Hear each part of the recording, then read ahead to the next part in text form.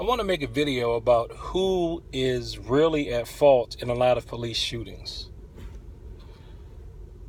A lot of times, bad encounters or uncomfortable encounters with the police, at least I know one of mine that I had, it was caused by the people who call the cops. Not that you shouldn't call police officers if you see something bad. But sometimes people with their own preconceived notions and prejudices will call up the police and say things like, oh my God, there's some guy walking around the street pointing a gun at everybody. And it really could just be somebody who's practicing their Second Amendment rights, just walking with the gun exposed. But because the person's a hoplophobe, the police come after the person. They already got a preconceived notion that's on the negative because they got a bad call. And then things could escalate from bad to worse, to nearly fatal. And it starts with the bad information that the cops got in the first place. I believe it was a Walmart shooting where someone said that the guy in Walmart had a gun and was pointing it at people. Comes to find out there was a guy in there who actually was walking around with a toy gun. That young man that got shot in the park, people said he was brandishing a real gun at people. Turns out he was playing with a toy gun. I know I got caught with I guess you call it WWB, walking while black.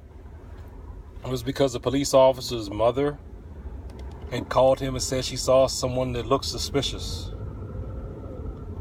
Yeah, I look real suspicious there walking. There's a walking minding my own business. But if somebody calls up and poisons the police, you're already stirring the pot. And then if they already have preconceived notions, well, even if, dare I say, sometimes maybe their preconceived notions are bred by the experiences that they've had with other people that look like the person that they're about to stop or question. They could have arrested someone that looked just like me last week. And we're not supposed to overgeneralize, but we do. Because that's what people do at times. So, the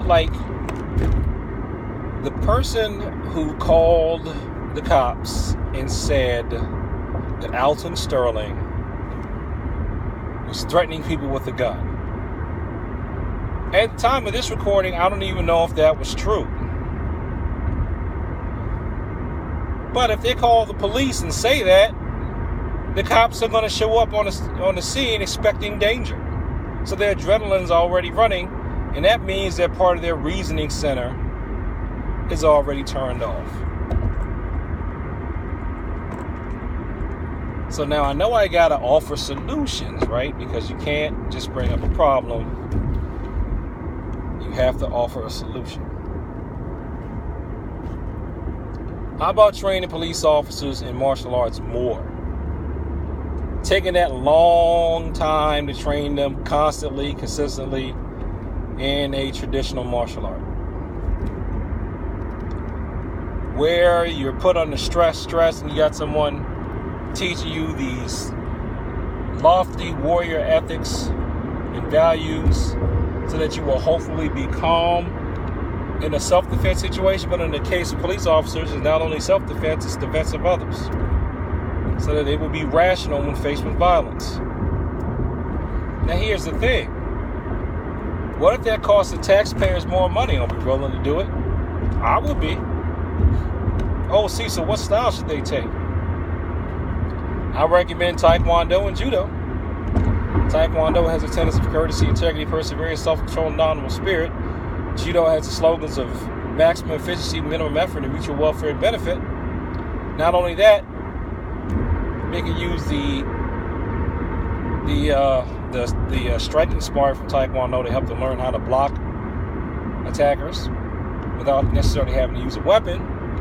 And they can use judo holds to hold suspects down easier without having to necessarily resort to a taser. if they were regularly practicing judoka. It would be easier for them to arrest people. And that also would mean that you would have to make sure that those officers attend the dojo and or dojon at least twice a week. But you know what? Why not? Why not have it so that twice a week the cops have to go do some Nemwaza Randora? I wouldn't recommend teaching them to do ippon throws on people, but there are plenty of throws that you can teach the police officers how to do. You have modified the throw, just take the power element out of it, teach them to off balance and use their hands to pull people to the ground, or gently place people on the ground without slamming them down, teach them how to have control in their throws, and no, that's not going to happen overnight. But I bet you would be a worthwhile investment in the long run.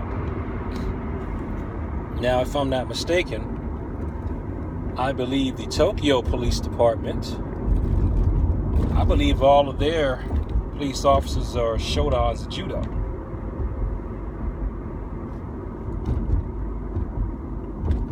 So don't tell me it can't work, because it can.